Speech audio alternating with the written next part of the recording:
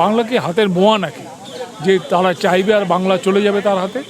আমরা বারবার করে বলছি, আমরা যার জন্য বললাম যে আমরা ওয়ার্ন করছি এই নির্বাচন কমিশনকে, তুমি এই খেলা বন্ধ করো, এই চক্রান্তের শরিক হয়েও না, এই ষড়যন্ত্র বন্ধ করো, না হলে বাংলার মানুষের প্রতিরোধ কিন্তু অনেক ভয়ঙ্কর প্রতিরোধ হতে পারে। নির্বাচন কমিশন বাংলার 7,66,00,000 মানুষের যারা ভোটার তাদের জীবন নিয়ে ছিনিমিনি খেলছে, তাদের অধিকার নিয়ে ছিনিমিনি খেলছে, তাদের স্বাধীনতাকে খর্ব করছে, তাদের সার্বভৌমত্বকে কেড়ে নেওয়ার চেষ্টা করছে।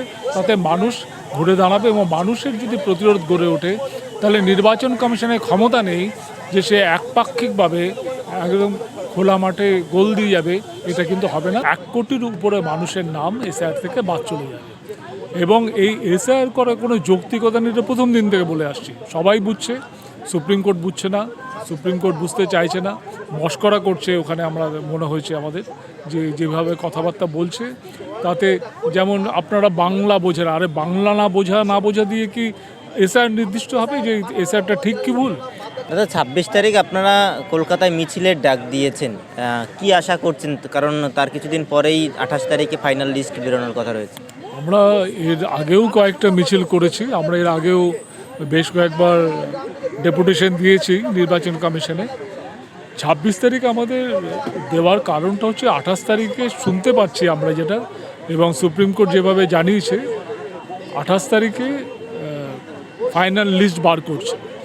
এবং এতে আমরা আশঙ্কা করছি যেটা, এই যে লজিক্যাল ডিসক্রিপেন্সির নাম দিয়ে ইতিমধ্যে আমরা জানি 69 লক্ষ মানুষের নাম বাদ চলে গেছে, তার মধ্যে কিছু মৃত আছে, কিছু পার্মানেন্টলি শিফট করে গেছে, এরকম ঘটনা আছে। কিন্তু এই যে সেটা প্রথমে 58 লক্ষ এবং পরে সেটা আরও 11 লক্ষ বেড়ে এটা 69 লক্ষ হয়েছে।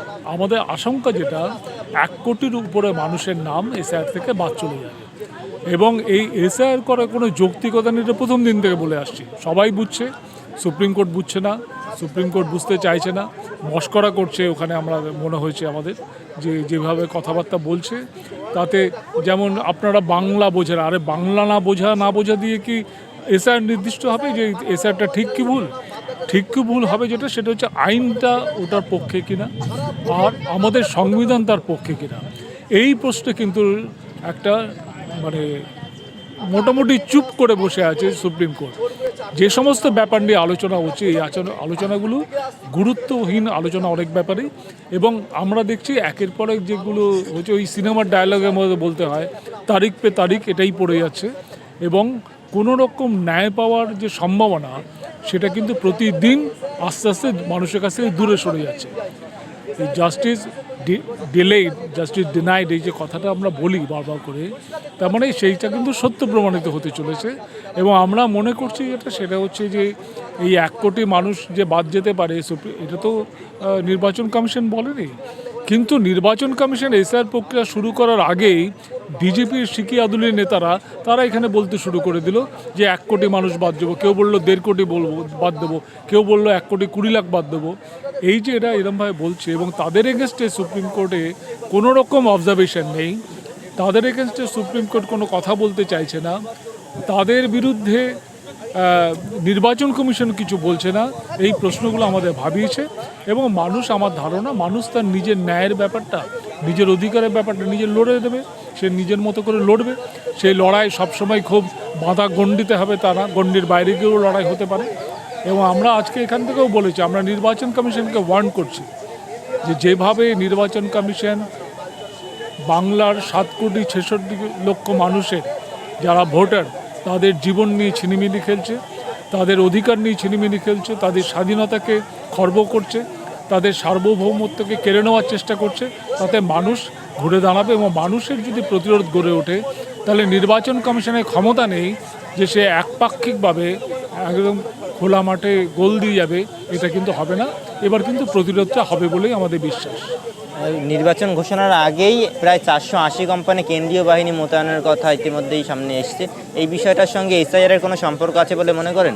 আমরা আমাদের সংবিধানে, যেমন আপনারা বলছেন যে আমাদের সংবিধানের একটা বড় পাওনা হচ্ছে এই নির্বাচন, ভোটার অধিকার, এই যে সার্বজনীন ভোটাধিকার, এটা একটা বড় পাওনা। এখনও পৃথিবীর বহু দেশে এই লড়াইটা চলে যে সার্বজনীন ভোটাধিকারের জন্য লড়াই করছে মানুষ, সেখানে আমরা এটা কিন্তু 47-এর পরে পেয়েছি। এবং ওই সময় আমরা আরেকটি যে জিনিস আমরা আমাদের যে সংবিধান আমাদেরকে জানাতে পেরেছিল সেটা হচ্ছে কার কি দায়িত্ব থাকবে, ইউনিয়ন গভর্নমেন্টে কি দায়িত্ব থাকবে, আমাদের স্টেট গভর্নমেন্টে কি দায়িত্ব থাকবে, আর দুজনেরই কী ধরনের কমন একটা দায়িত্ব থাকবে। সেখানে নির্দিষ্টভাবে বলা হয়েছিল সেটা হচ্ছে যে স্টেট গভর্নমেন্টের হাতে ল অ্যান্ড অর্ডার, আইন শৃঙ্খলার প্রশ্নটা অবশ্যই পুরোপুরি স্টেট গভর্নমেন্টের হাতে থাকবে।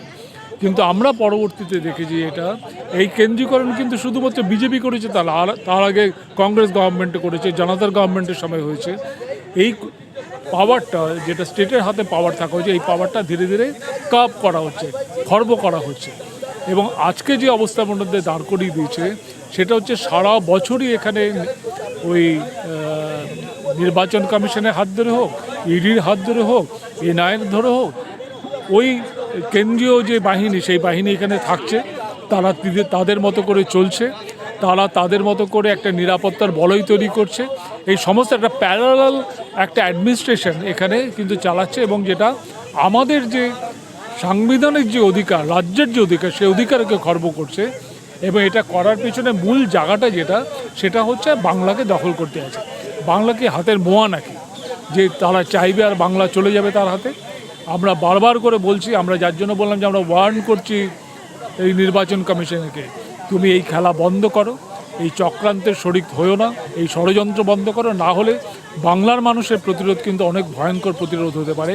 সেটার জন্য তাদেরকে তৈরি থাকতে হবে, তারা তৈরি থাকবেন তার জন্য। এসআইআর নিয়ে আপনারা আন্দোলন করছেন, 28 তারিখে ফাইনাল তালিকা বের হওয়ার পরেও একটা আন্দোলন হওয়ার সম্ভাবনা তৈরি হচ্ছে বাংলা জুড়ে। সেই আন্দোলন যাতে না হয়, বিজেপি নেতাদের উপরেও মানুষের ক্ষোভ রয়েছে এই এসআইআর সংক্রান্ত বিষয়ে। শান্তনু ঠাকুর, শুভেন্দু অধিকারী, এদের বিরুদ্ধেও একটা ক্ষোভ রয়েছে। তাদের যাতে সুরক্ষা নিশ্চিত হয় বা তাদের বিরুদ্ধে যাতে আন্দোলন না হয়, সেই জন্যই কি কেন্দ্রীয় বাহিনী আগেভাগে মোতায়েন? হতেই পারে তাদেরকে নিরাপত্তা দেওয়ার, কারণ এমনি তাদের খুব একটা যে লোকজন আছে, বিজেপির ক্যাডার আছে, আমরা খুব একটা দেখি না। কিন্তু যেটা আমরা বারবার করে বলছি যে এই নির্বাচন কমিশনের বিরোধিতার সাথে সাথে যারা এই এসআইআরের পক্ষে দাঁড়িয়ে এই ষড়যন্ত্রের পক্ষে দাঁড়াচ্ছে, তাদেরও বিরোধিতাটা কিন্তু খুব জরুরি হয়ে পড়েছে। এবং সেখানে মানুষ তো প্রশ্ন করবে যে বিজেপির নেতারা তাদের আশেপাশে গিয়ে বলেছে আমরা এখান থেকে 1 কোটি মানুষ বাদ দিয়ে দেবো, মুসলিমদের ঘাত ধাক্কা দিয়ে অন্য দেশে পাঠিয়ে দেবো, এই কথাগুলি যারা বলেছে তাদেরকে প্রশ্ন করবে মানুষ, তাদেরকে জিজ্ঞেস করবে তোমরা এই কথাগুলো বলছো কেন, তোমরা এই তথ্য কোথা থেকে পেলে, তোমরা কোথায় দেখাতে পারছো যে রোহিঙ্গা আছে, কোথায় দেখাতে পারছো যে ঘুষপেটিয়া আছে, এটা তোমরা কি করে নির্ণয় করছো, তোমরা তো এটা নির্ণয় করতে পারো না।